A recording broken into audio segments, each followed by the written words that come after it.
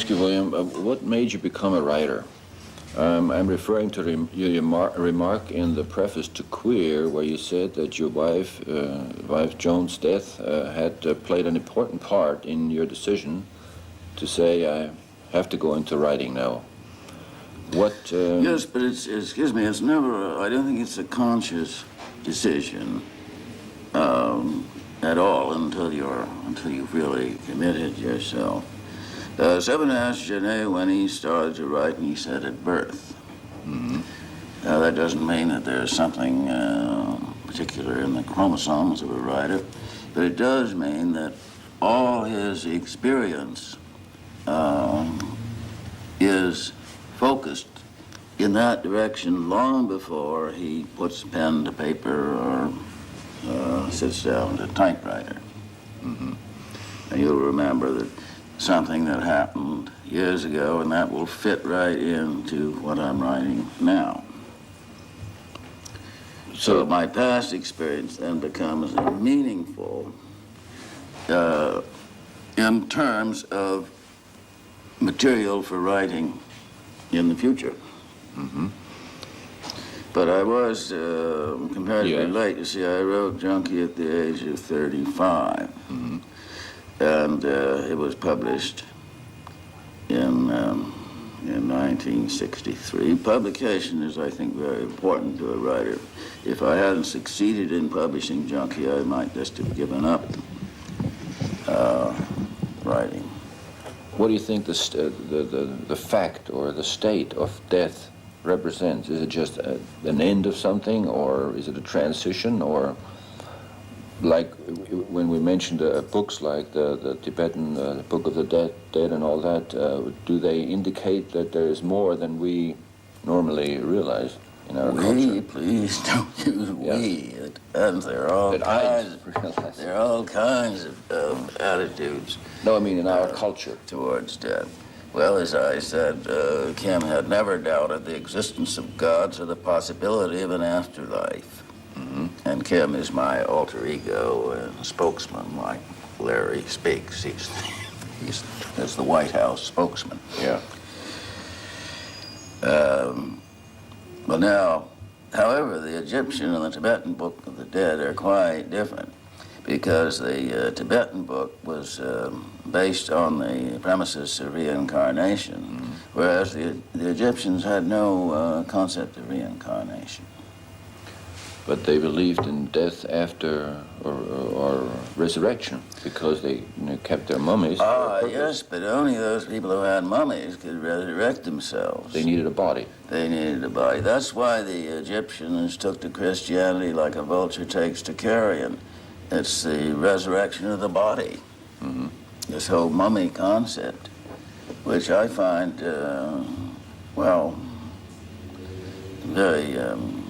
very unsatisfactory, to put it mildly. Well, and your personal feeling about that, do you believe in reincarnation? Oh yes, I more or less take that for granted. Possibility of reincarnation, and of course, I agree with the Buddhist system that it is something to be avoided if possible. Mm-hmm. It's the worst thing that can happen. El mayor delito del hombre es haber nacido.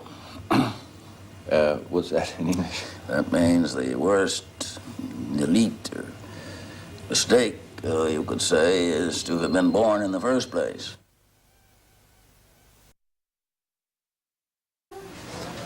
All right, let's get back to the subject of the writer. What is the original feel of the writer?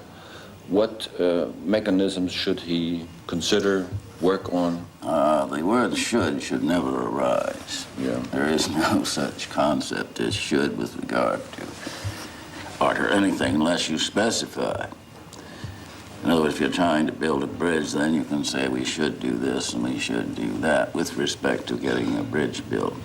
But it doesn't float in a vacuum. My feeling about art is that one very important aspect of art is that it makes people aware of what they know and don't know that they know. Now, this applies not only to all all creative thinking. For example, people on the seacoast in the Middle Ages, they knew the earth was round. They believed the earth was flat because the church said so. Galileo tells them the earth is round, and nearly was burned at the stake for saying so. Cézanne shows people what objects look at seen from a certain angle and in a certain light. And literally, people just thought he'd thrown paint on canvas. And they attacked his canvases with umbrellas when they were first exhibited. Well, now no child would have any difficulty in seeing a Cézanne. That is, once the breakthrough is made, there is a permanent expansion of awareness. But there's always a reaction of rage, of outrage at the first breakthrough. Mm. And, for example, Joyce then made people aware of their stream of consciousness, at least on one level, on a verbal level. And he was at first accused of being unintelligible. I don't think many people now would have any difficulty with Ulysses. No. So the artist then expands awareness. And once the breakthrough is made, this becomes part of the general awareness. So it's a matter of seeing things in a new way, differently. Well, yes, but seeing things that are there. And well, I'm interested in of seeing. That takes me to the subject of a picture. Mm. Like we have an alphabetical writing. But the Chinese, for example, they have a ideogrammic way of writing, and some people say they have a different way of thinking because of that. Does the visual aspect, is that important, or does it become more important? Well, I think it's quite important to have so-called pictorial writing like Egyptian hieroglyphs. Well, it is not as completely pictorial as people might think. The grammar is extremely complicated, and you must have a number of concepts that are arbitrary. Mm. That is, the word for dawn will be sun, but there are also what is known as determinatives. Yes. That must accompany that. So there are many arbitrary factors in any pictorial system. A set of symbols that could be arranged in different ways. Yes, but for example, how do you say your propositions in pictures? The answer is you don't. You have pictures that represent them, but they're arbitrary. Maybe we could say that could not be expressed in pictures. I don't think it could. Yeah. Sometimes I will ask someone, they were asking me something. I said, well, draw me a picture of it. If they can't do that, I said, well, then, where is it? What does it mean? I think that's an important of the visualizing things. Particularly for a writer and artist. Mm. Well, that takes us right into the subject of language, the way it is used in our culture, in the Western alphabetical culture, and techniques that have been found, like cut-ups, to counter the effect of a language becoming more and more abstract and meaningless. Well, yes, you see, I'd spoken about the artists making people aware of what they know and don't know that they know. That is, the cut-up is really much closer to the actual facts of perception. As soon as you look out the window, look around the room, walk down the street, your consciousness is being cut by random factors. Life is a cut-up. So the cut-ups are really closer to the actual fact of perceptions, of human perception, than, should we say, narrative, straight narrative, linear narrative. See, the cut-ups was not my idea, it was Brian Geison's idea. It's essentially a painter's idea, applying the techniques of painting to writing. This was the montage technique, which was pretty old hat, actually, in painting. Well, there's a theory of saying that all things are happening at the same time, and only because we live in a certain way of time, of looking at time, that we feel that it's all lined up in one line, coming from one point and going to another point. Well, yes, but this is chronological. Yes, but this is just part of the. I mean, it's integral in the part of the word medium. We know that things are happening simultaneously, but there's just no way of doing that on a page. You can't do it. If you try, it just wouldn't work. You could say, well, here is one column, this is going on at the same time, that is going on, and that is going on, but it's just not going to work. You can do it much better, of course, in painting. You can do it, come closer in cinema. Film. Yes. In the film, yes. A page, a printed page. Thank you, thank you. How does it seem to you now? Good. Thank you. Does it seem to be persistent? Good, good. Thank you, thank you. Look at that picture. Look at that picture. Good. Thank you. Good. How does it seem to you now? How does it seem to you now? Thank you. Good. Look at that. Thank you. Where are we now? Thank you. Good. Seem to be persisting? Thank you. Good. Oh. Good. Thank you. Hello. Hello. Look at that picture. Yes. Good. Thank you. Thank you. How does it seem to you now? Good. Thank you. Does it seem to be persisting? Good. Good. Thank you. Thank you. Look at that picture. Look at that picture. Good. Thank you. Good. You have any advice for young writers? Well, no, because advice that may be quite valid for one writer may be quite useless to another. Well, you've got to see it. If you can't see it, hear it, smell it, taste it, your reader isn't going to be able to see it. And, well, as Sinclair Lewis says, learn to type. And he also said something which I have found to be very true. He said, if you've just written something that you think is great, you can't wait to show it to somebody or publish it, he said, throw it away, it's terrible. Mm-hmm. And this is, I found to be true, quite true. I'll write something that I think is great, and I look at it a couple of days later, and I say, tear it into very small pieces and put it into somebody else's ash can. It's terrible.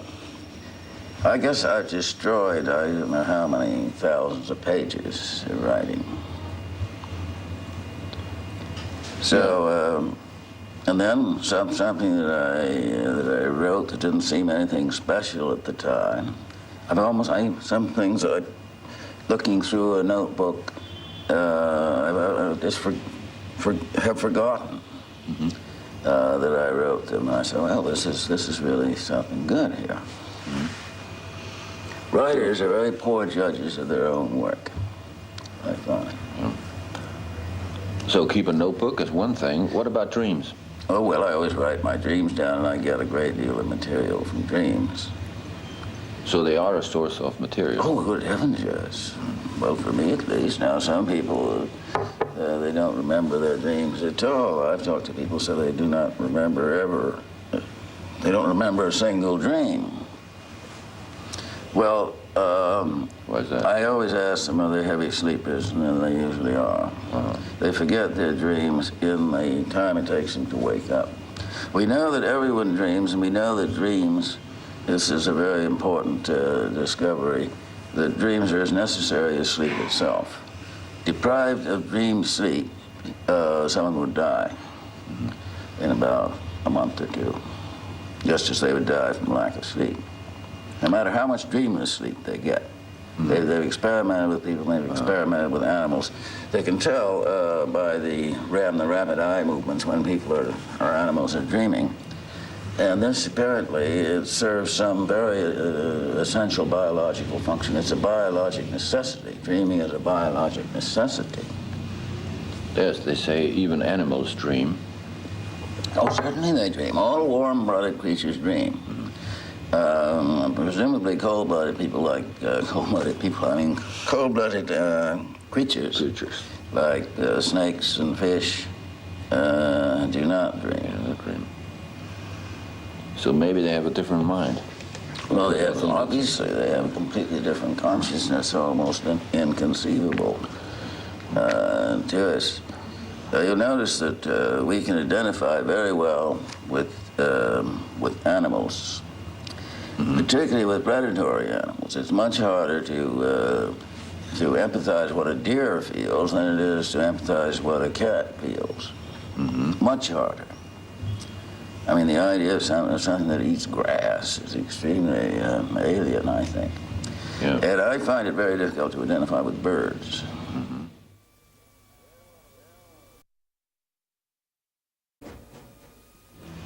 One German writer, Gottfried Benn, he phrased a saying that the word is the prick of the mind. That's how he put it. I'd like to get into what is the nature of word. You once talked about a field theory of a word. What were your findings there? I really didn't arrive at any valid conclusions at all, except that the word seems to be an organism. And also my guess that the written word came before the spoken word. Yeah. Is it a dangerous organism or just an organism? Well, it depends. It can become dangerous. It acts like a virus, that is, in that it replicates itself. Of course, a virus would not be recognized as a virus, can only be recognized as a virus by its symptoms. And a virus that produced no, should we say, pathological symptoms would not be recognized as a virus. The symptoms of the virus, where could you detect them when you, in words or language? Well, you could, one thing you could detect them is that it is compulsive and involuntary. It's very difficult for anyone to stop their flow of words. Most people don't try, but if you try, you find it is extremely difficult. So here's something that's happening against your will, actually. Yes, that's something that indicates an influence from the outside. What about the language of the mass media, or the political language, the demagogic language? Is that influenced by it too, or is that just a byproduct? Of course, the political language is always concerned with generalities. They don't want to be precise. It's deliberately being used to confuse rather than to elucidate. The difference between a writer is trying to evoke clear images through language, rather an awkward instrument, but a politician is trying to do just the opposite. He's trying to cloud issues rather than clear them. Now, the writer is mainly, of course, concerned or working with the word, but we have a multimedia effect right now going on. I mean, keep saying we. You can notice it everywhere, like music is very important, pictures is very important. Oh, yes, you have the film medium in which you have words and music and images. Certainly. Could it be helpful for a writer to go out into other medias, like film? Well, like you've been on records with Yes. Laura Anderson, and you have been in films. Is that? Well, since you go into films, then you're in yet another medium, and You do what you can, you do well or you don't do well. It simply is a different medium. He is gone away through invisible mornings, leaving a million tape recordings of his voice behind, fading into the cold spring air, posed a colorless question.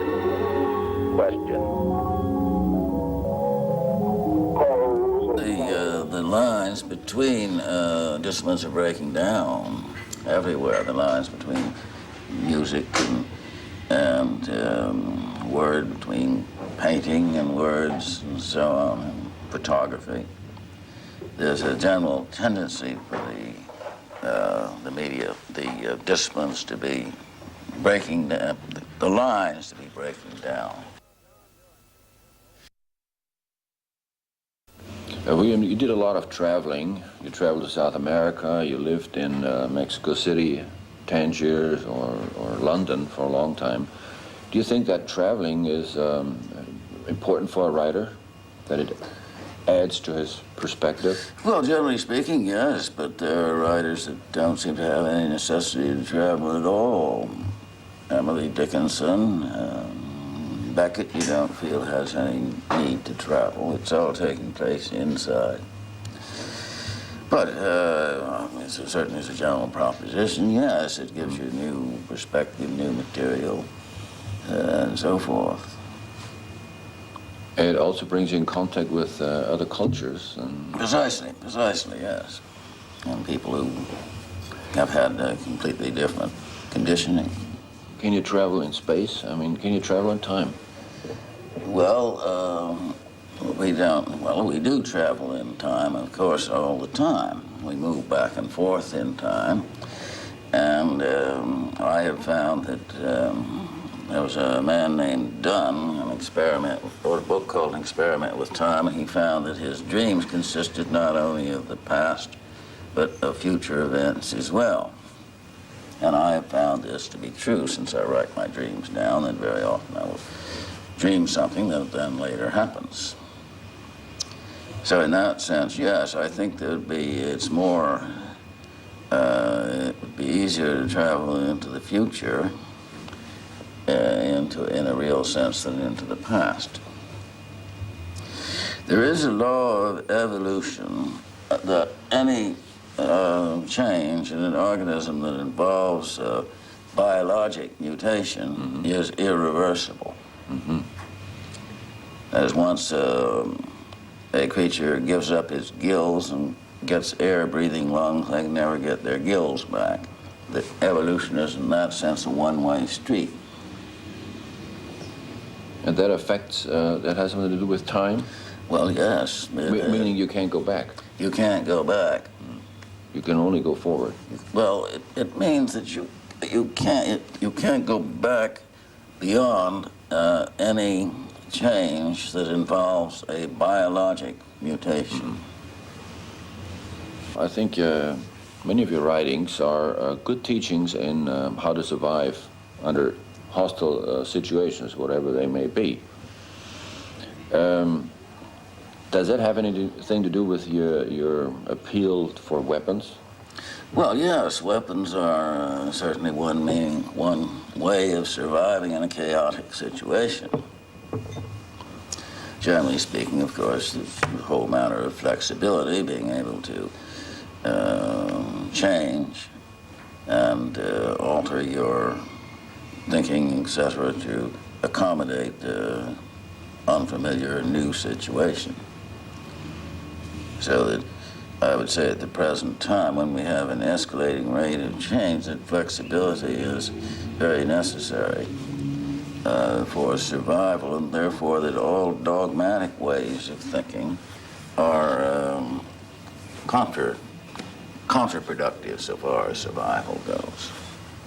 Yes. If you can't change and the circumstances change, then where are you? Right. You're bound to be extinct. Yeah, you're at a disadvantage, a terrible disadvantage. Of course, there's a concept saying, which is very popular at the moment, when there are no weapons, then you have peace automatically, so to speak. But I think that threatens your ability to survive. Well, I do too. I mean, what do they mean? They're always weapons. Right. Even your body, your fists are weapons. And Yes, protect yourself. anything that you can pick up, a glass or a chair or any bottle.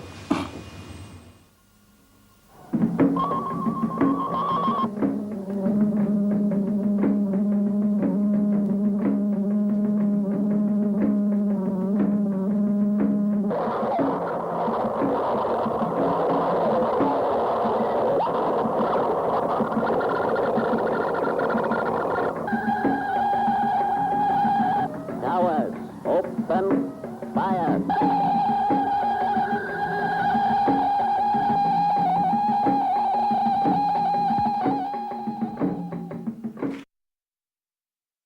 Now, I'd like to take a look at the future, if there is any at all. Well, there's always some.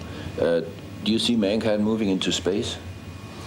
Well, I think it's the only way that the only possible solution. I don't say that they will, but it's the only way, I think, for them to go. There's no place to go except up and out. To move Yeah. to move into space, is there any mutation necessary for man, or do you think we're equipped to go? Just I to don't go? think we're equipped at all. That's the point. It would require a biologic mutation quite as drastic as was involved in the shift from water to land. Mm-hmm.